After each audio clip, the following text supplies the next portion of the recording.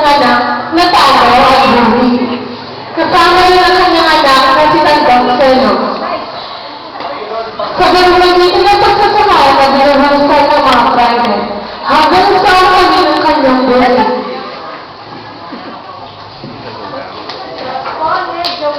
Ubus na ang aking salapi. Kinambang nila ang aking lupain. Hanggang sa pag-iwasan ng matanda sa kanyang buhay, ay naging biktima siya ng mga tulisan.